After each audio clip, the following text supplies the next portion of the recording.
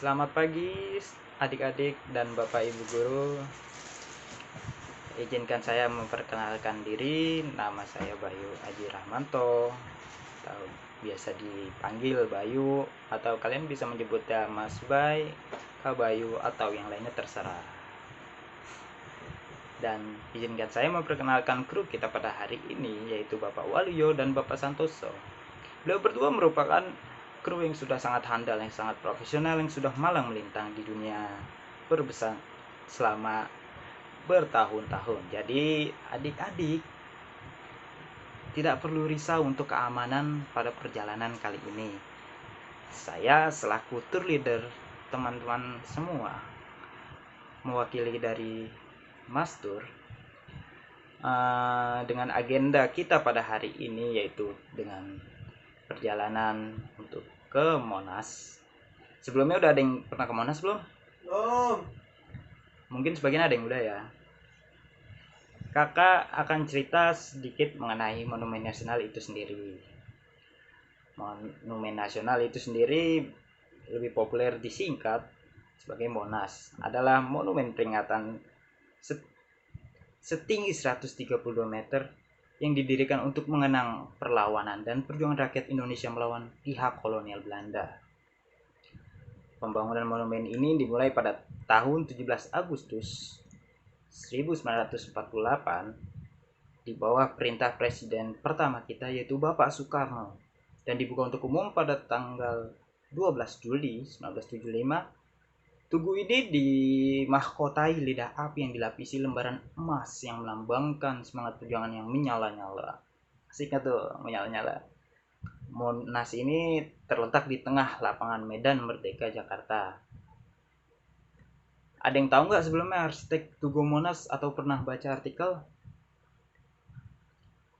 Arsitek Tugu Monas itu sendiri merupakan Bapak R.M. Sudarsono yang ditunjuk langsung oleh Presiden Soekarno karena beliau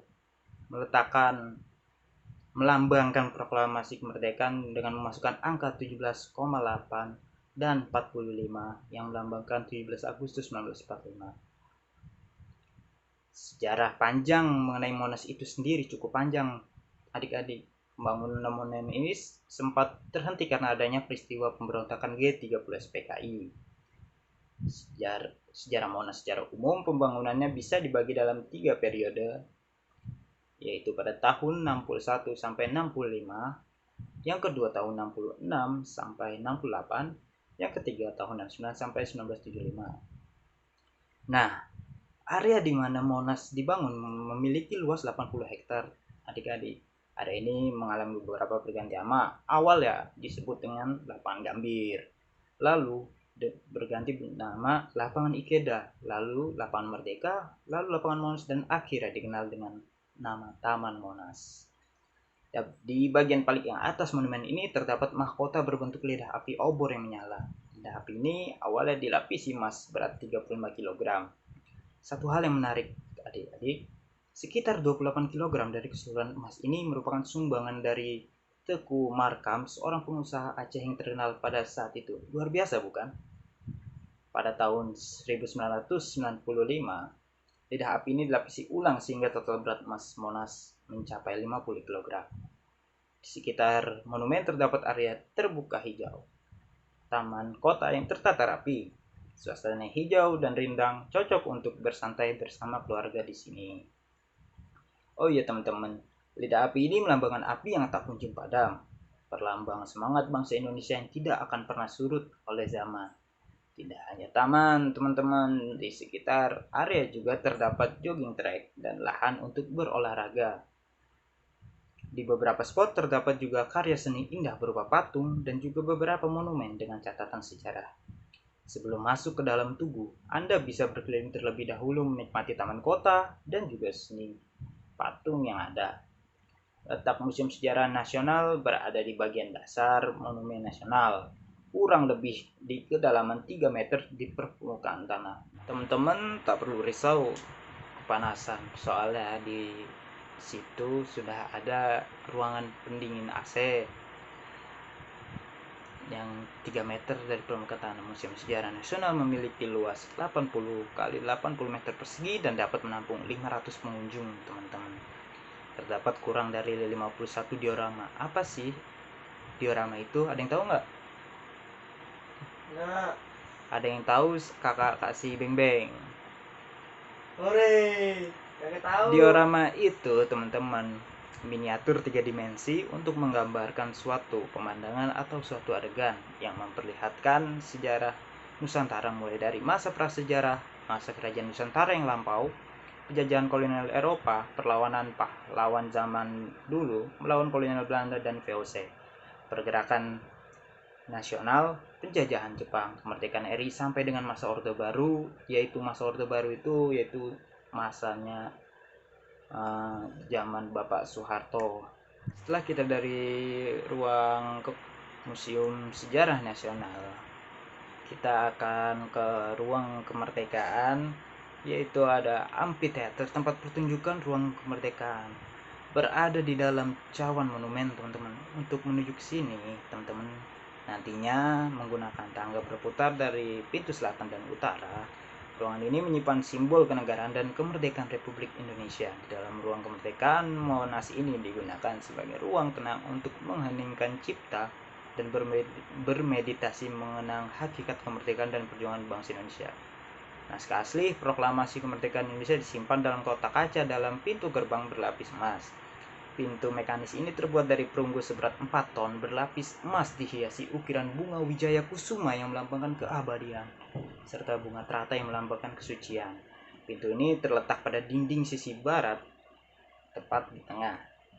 Ruangan berlapis marmer hitam, pintu ini dikenal dengan nama Gerbang Kemerdekaan yang secara mekanis akan membuka seraya memperdengarkan nantinya lagu Padamu Negeri. Diikuti kemudian rekaman suara Bapak Insinyur Soekarno tengah membacakan naskah proklamasi pada 17 Agustus 1945. Nah, teman-teman, nantinya di dalam ruang kemerdekaan tersimpan naskah asli proklamasi. Lalu di sisi selatan terdapat patung Garuda Pancasila seberat 3,5 ton dan dilapisi emas. Di sisi timur terdapat tulisan naskah.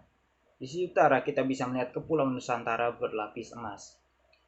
Lalu setelah dari ruang kemerdekaan, Anda teman-teman bisa naik ke pelataran puncak Monas melalui lift di pintu sisi selatan.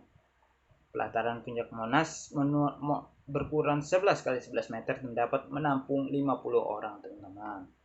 Nah, yang menariknya nantinya di puncak ini juga terdapat beberapa teropong yang bisa teman-teman gunakan untuk melihat landscape Jakarta dari ketinggian. Dari pelataran puncak Tugu Monas, pengunjung dapat menikmati pemandangan seluruh penjuru kota Jakarta. Bila cuaca cerah, tanpa asap kabut, tanpa polusi, di arah ke selatan terdapat dari kejauhan Gunung Salak di wilayah Kabupaten Bogor, Jawa Barat. Arah utara membentang laut lepas dengan pulau-pulau kecil yaitu Pulau Seribu, teman-teman. Lalu setelah kita turun dari puncak Tugu Monas, kita akan melihat relief sejarah Indonesia. Pada setiap sudut halaman luar yang mengelilingi monumen terdapat relief yang menggambarkan sejarah Indonesia. Relief ini bermula di sudut timur laut dengan mengabadikan kejayaan Nusantara pada masa lampau, menampilkan sejarah Singosari dan Majapahit. Relief ini berlanjut secara kronologis searah jarum jam menuju sudut tenggara barat, daya, dan barat laut. Nah, teman-teman, secara kronologis menggambarkan masa penjajahan Belanda, perlawanan rakyat Indonesia, dan pahlawan-pahlawan nasional Indonesia. Terbentuknya organisasi modern yang memperjuangkan Indonesia merdeka pada awal abad ke-20, Sumpah Pemuda, pendudukan Jepang, Perang Dunia II, proklamasi kemerdekaan Indonesia disusul revolusi dan perang kemerdekaan Republik Indonesia. Hingga mencapai masa pembangunan Indonesia modern, relief dan patung-patung ini dibuat dari semen dengan kerangka pipa atau logam, namun beberapa patung dan arca tampak tak terawat dan rusak akibat hujan serta cuaca tropis, teman-teman. Nah, teman-teman, itu sedikit cerita mengenai Monas dari kakak. Nah, kalau teman-teman butuh sesuatu, atau mau karaokean, bisa panggil kakak karena kakak tersedia di sini buat teman-teman. Karena adik-adik senang Saya juga ikut senang. Selamat menikmati perjalanan. Enjoy.